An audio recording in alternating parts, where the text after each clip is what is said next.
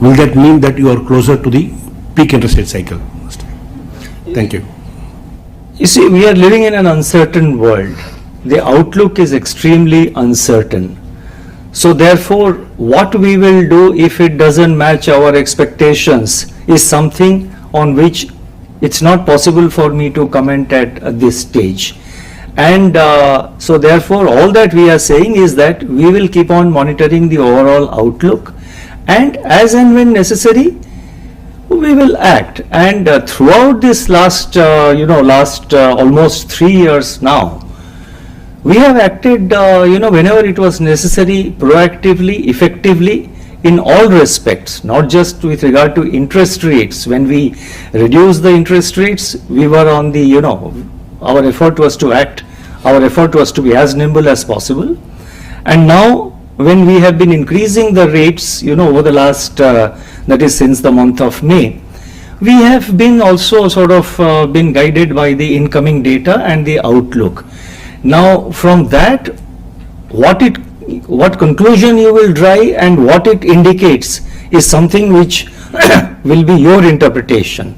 It's not possible for me to say that would it mean this or would it mean that.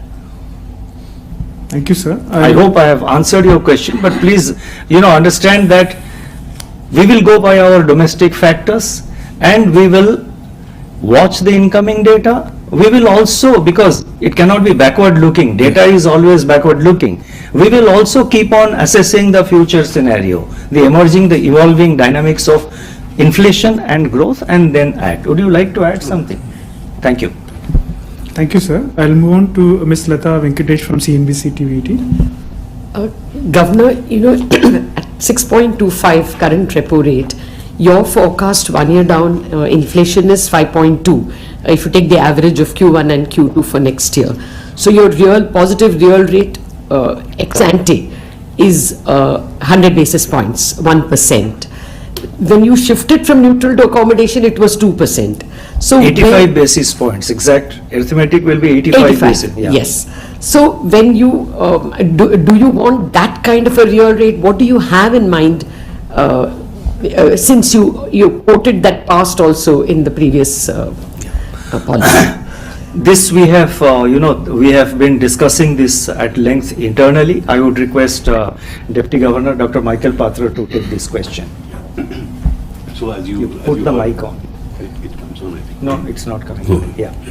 So as you heard, Governor, the real rate is just 85 bips. But when that is achieved, that will be achieved only in the second quarter. Okay. At that time, what will be the inflation gap? Will inflation be at target? Is the question that we need to ask. May I add, you have brought this new phrase core inflation in your, when you explain your stance, elaborate your stance, saying that the MPC will look at gradual calibrated increases and break the persistence of core inflation. So do you have a trajectory and do you want that also to come to fore? No, on core inflation, this is not the first time that we are talking about it. I mean, earlier also we have talked about core inflation, but over the last 6-7 months, I think it has remained sticky around 6%, and that is what I have said. So therefore, this time all that I have done is that this issue also needs, we have placed it on the table because that also needs to be specifically addressed and kept in mind when we are, decomposing, breaking up our inflation analysis. धन्यवाद महोदय. अब मैं आमंत्रित करूंगा ब्रजेश कुमार, जी business news. Sir मेरा सवाल KYC को लेकर है कि जैसे अगर कोई कस्टमर को अकाउंट खाता खोलना होता है तो बैंक वाले कहते हैं कि ठीक है हम ऑनलाइन खाता आपका खोल देंगे. तो अगर खाता खोलने के लिए ऑनलाइन या बिना ब्रांच में गए केवाईसी हो सकती है तो फिर वापस री केवाईसी के लिए ब्रांच जाने की शर्त क्यों है? पहला पार्ट. दूसरा पार्ट, क्या एक बैंक में अगर केवाईसी हो गई है तो कोई ऐसी सेंट्रलाइज व्यवस्था हो सकती है क्या कि बार बार अलग अलग बैंकों के लिए अलग अलग केवाईसी ना करनी पड़े? एक. दूसरा ये कि $100 का अजम्पशन जो लिया आपने इन्फ्लेशन के लिए, ये तीसरा क्वेश्चन है. मैं पहले 2 क्वेश्चन आंसर कर लेता हूं. देखिए री केवाईसी आप ऑनलाइन में कर सकते हैं, कोई जरूरी नहीं है कि आप ब्रांच जाए। I think executive director Saurabh Sinha आप थोड़ा एक्सप्लेन कर दीजिए, ब्रांच जाने की जरूरत नहीं है।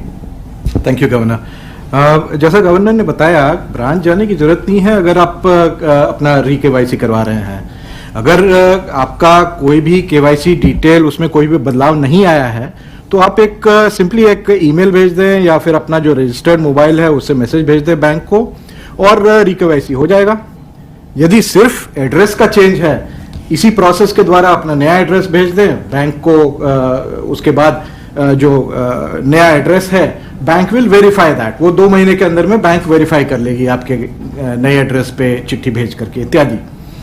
और जैसा आपने कहा था कि यदि एक बैंक केवाईसी कर चुकी है तो दूसरे बैंक को उसको फिर से नए तरीके से केवाईसी करने की जरूरत है, बिल्कुल नहीं। ये एक CKYCR है, सेंट्रल केवाईसी रजिस्ट्री, जिसमें कि CKYCR आइडेंटिफायर नंबर आपको दिया जाएगा।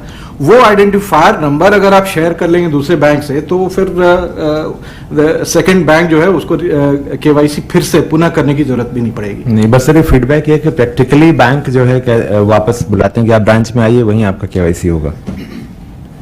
तो उसके लिए फिर हमारा जो ओम्बड्समैन ऑफिस है या अदर तरीके हैं वो आप possibly it may stem from I don't know lack of knowledge, lack of awareness, so you can bring that to the notice of the bank and in case यदि परेशानी हो रही है तो फिर हमारा जो लीगल आई मीन जो नॉन लीगल फास्ट रेजोल्यूशन का जरिया है वो भी अपना सकते हैं। इसी इसके बारे में कोई डाउट नहीं है, हमारा जो रेगुलेशन है बहुत साफ है, बहुत क्लियर है। ऐसा हो सकता है कि कोई कुछ ब्रांचेस कहीं पे ये हो सकता है, आप जैसे कह रहे हैं कि हो सकता है, तो अवेयरनेस होनी जरूरी है। हम अगर हमारे पास कंप्लेंट्स आते रहते हैं ओम्बुड्समैन में और उसमें ओम्बुड्समैन इंटरवीन करके उसको सॉर्ट आउट करते हैं। लैक ऑफ नॉलेज हो सकता है, इसके लिए मोर अवेयरनेस जरूरी पड़ेगा। हम तो ये जो इंस्ट्रक्शन है उसको बार बार दोहराते हैं बैंकों को कि मतलब इंटरनली हम बैंकों को ये बार बार दोहराते हैं कि इसको आप फॉलो करिए जहां जिस बैंक से ज्यादा कंप्लेंट आता है। Thank you. Thank you, sir. I'll move on to Mr. Manojit Saha from Business Standard. Good afternoon, sir. Yeah. I have 2 questions, if you kindly allow. Firstly, when do you see core inflation coming down? Because core inflation you have mentioned in the statement today many times, which has kind of markets have reacted to that. The second is some of the MPC members have given their view. I would like to know your view. Do you think MPC should consider exchange rate movement while deciding on the interest rate? You see, MPC, what the MPC considers and what aspects go into the MPC's discussion, I think you will have to wait for the minutes. They will come up, they will be published exactly 2 weeks from today. So you will have to wait for I am that. generally asking, do you think MPC should consider exchange rate movement while deciding on the interest rate? Is that a consideration? The consideration is growth and inflation. Let me mention that the consideration is the growth and inflation, and that is what is provided in the law. Monetary policy cannot deal with, that is the interest rates or monetary policy stance is for a different purpose. It's not for exchange rate, it's not for capital flows, it's not for, it's not for exchange rate management. Exchange rate management, our focus is to prevent volatility and to attract capital flows.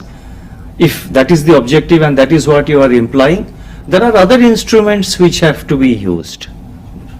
And we used some of it, we have made some announcements on 6 July of this year. So monetary policy cannot be really, monetary policy, the focus has to remain on domestic inflation growth dynamics. Thank you. No, हम तो, you see, our target is the headline inflation.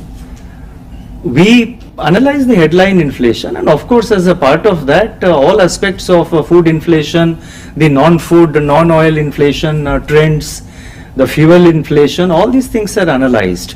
But separately we don't give what will be the number, future number for core, for fuel, for food. So that is a part of the headline, and headline is our target. Our target is defined in terms of CPI headline, and that is why we give that projection. Other projections we do not give. Thank you, sir. I'll move on to Mr. Shashank Dinmishe from Financial Express. Hello, sir. Sir, what steps is the RBI taking to resolve the differences between the foreign regulators and on the settlement of trades? And what is the impact on domestic operations of foreign banks in India? I think Deputy Governor Ravi Shankar will take that question. I presume you are referring to the ESMA issue that is making the rounds. The discussions are continuing. And we hope to achieve some sort of an understanding by that. There is no disturbance as of now. But we will see when it comes to that. We would prepare should there be any possibility of a disturbance. We will be well prepared to handle those. Thank you. Thank you, sir. I'll move on to Mr. Ben Jose from PTI. Sorry. No, the policy document is speaking about the India being a bright spot, and India is decoupled from the rest of the global economy. For MPC, how bright is that spot, and how long we can be bright, we can remain bright, and our decoupling. Many analysts say that we are mostly decoupled, especially our markets are decoupled from the rest of the world. Where does RBI see that? You see, the phrase bright spot is not an RBI invention. It is IMF which said that India is a bright spot, and I was basically drawing from what the IMF said. That is with regard to the phrase. But definitely, as I said, that India is India is an island of stability in a very, very turbulent world. In this statement, if you go through it carefully, I have said at one point that in an interconnected world, we cannot be entirely decoupled from what is happening in the rest of the world. In certain aspects, yes, I mean India sort of appears to have decoupled, but when the world is so interconnected, we cannot be entirely decoupled. So therefore, it's not a question of a black and white. I mean, there are a lot of interconnectedness between what's happening globally. When we talk of spillovers, the spillovers affect all emerging market economies, including India. So we are not entirely decoupled. Okay. Thank you, sir. I'll move on to Mr. Anup Roy from Bloomberg. Thank you, sir. Sir, Finance Minister has said that growth is our top priority now, and as per your assessment, growth is dipping a little bit, and your commentary on inflation, the market interpreted it as pretty hawkish, and they were expecting after you will give a good signal that there will be pause after this or there will be slowdown. But you said that battle on inflation is not over. So that what kind of impact that will have on growth, and is growth not a top priority for you now? No, I did not say that. Now, what does the policy say? What does the legal provision say? That price stability is RBI is expected to maintain price stability, keeping in mind the objective of growth. For government, naturally, growth has to be top priority. And in fact, in my statement, in one paragraph, I have said that we have to also focus on growth. And I have referred to, the opportunities for investment coming out of the innovations in new technology. I have talked of climate change opportunities for investment. I have talked about PLI, also being an area which will attract a lot of investment. So I have talked about the investments, that these are the opportunities available for India to attract and to inflation management is so important. Inflation management is not important not just for its own sake. Inflation has to be, there is a target, and the aspect of price stability is essential because that is needed for your growth, that is needed for your medium-term growth. If inflation goes very high, investors will stop investing. So therefore, you have to manage inflation. Price stability has to be maintained in the interest of growth. Right. So therefore, there is no contradiction between the two. Sir, one quick question. What would be your expectation from G20 meets? And what would be RBI's, What will RBI try to achieve? No, we in the G20 meetings, there are several tracks, but broadly there are two tracks. One is the, the finance ministers and central bank governors track, which is known as the finance track.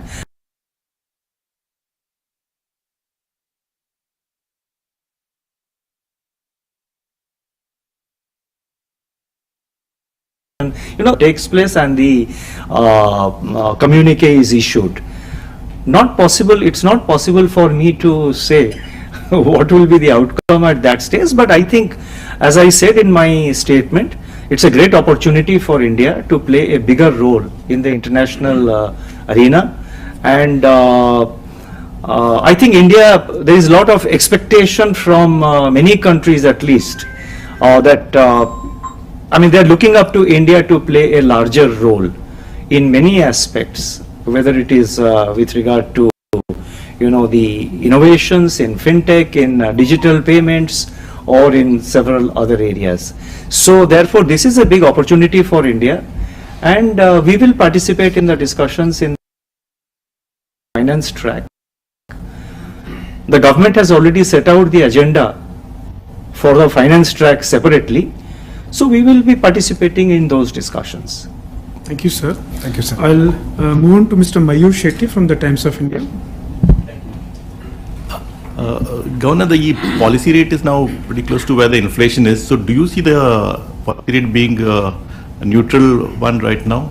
And also the inflation forecast for next year is within the tolerance band. So if it remains at that within the tolerance band, would you say that the goal has been achieved of the monetary policy?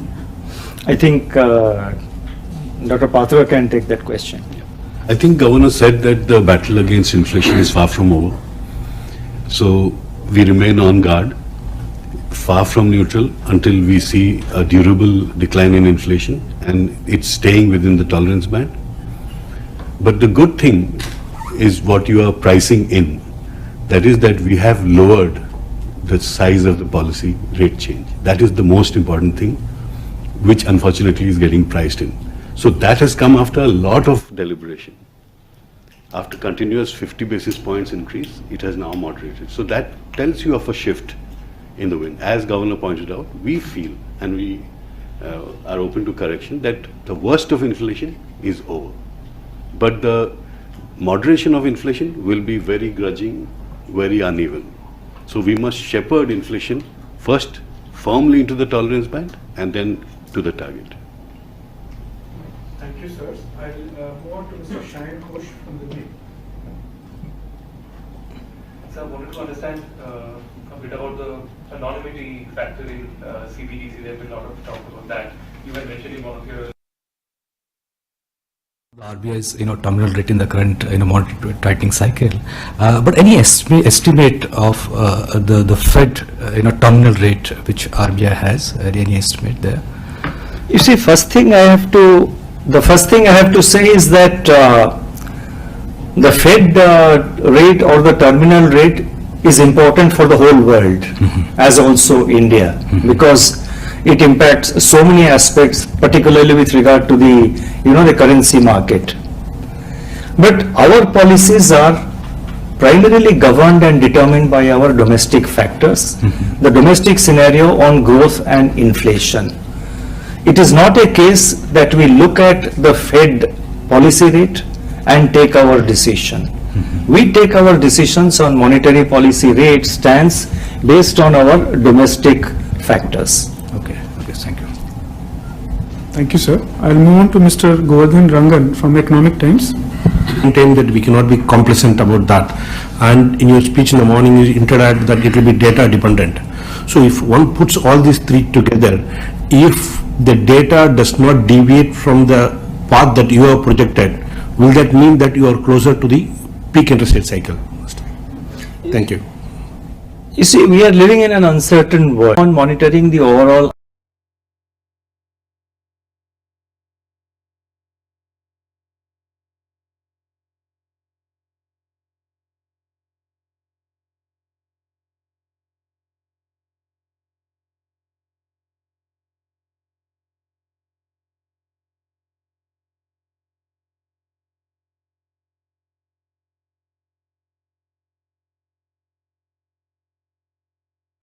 And now, when we have been increasing the rates, over the last, that is since the month of May, we have been also sort of been guided by the incoming data and the outlook.